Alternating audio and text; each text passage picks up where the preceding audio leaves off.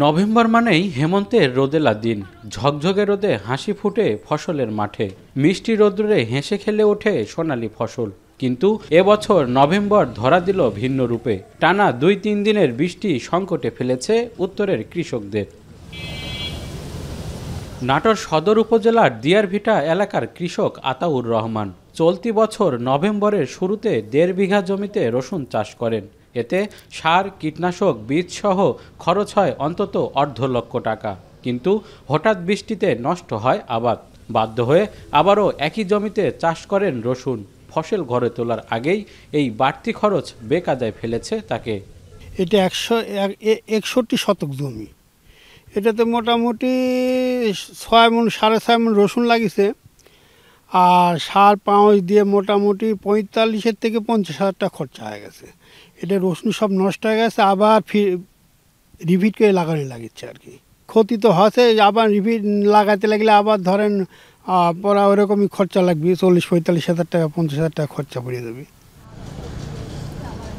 তার মতো ক্ষতির মুখে পড়েছেন জেলার অন্তত ১০,০০০ কৃষক। অপ্রত্যাশিত বৃষ্টিতে নষ্ট হয়েছে রসুন, পেঁয়াজ, সরিষা সহ বিভিন্ন ফসল। তবে সবচেয়ে বেশি বিপাকে উঠতি ফসল রোপা আমন ধান চাষিরা। বেশিরভাগ বিলে পানি জমে যাওয়ায় পাকা ধানে গজিয়েছে চারা। এতে কমেছে ফলন। বড় ধরনের ক্ষতির মুখে পড়েছেন কৃষক। হঠাৎ করে ২ দিনের বৃষ্টিতে, ঝড়োয়া আবহাওয়াতে আপনার ধান সব পড়ে গেছে। তো এতে মনে করেন কৃষকের অনেক ক্ষতি হয়েছে। আর দ্বিতীয়ত মনে করেন যে এখানে আপনার শ্রমিক লাগতো, মানে ধান কাটতে আর কি, ৩টা বিঘাতে, সেখানে লাগিচ্ছে 6টা। এতে আপনার লেবার খরচটা বেশি হচ্ছে। ক্ষতি মনে করেন যে বিঘে ১০ মণ হতো, সেই বিঘে হবে ৫ মণ, হাফে চলে আসবি। যারা আগুর পেঁয়াজ লাগাচ্ছে, রসুন লাগাচ্ছে, এদিকে প্রচুর ক্ষতি হয়ে গেছে, পচে গেছে আপনার। যে যা পেঁয়াজ রসুন যাই লাগাইছে পুরাটাই নষ্ট। একেবারে মনে করেন যে সব পেঁয়াজ, রসুন, ধরুন শস্যা, মসুর, এগুলো সব একবারে নিঃস্ব হয়ে গেছে। আমরা এখন ঋণগ্রস্ত, আমরা এখন অবস্থা খুব একটা ভালো না কৃষকের। টানা বৃষ্টিতে জেলার ১০,০০০ কৃষকের অন্তত ১২২ হেক্টর জমির ফসল ক্ষতির মুখে পড়েছে। টাকার অঙ্কে যার পরিমাণ অন্তত ৩ কোটি টাকা। এর প্রভাব পড়বে সামগ্রিক উৎপাদনে।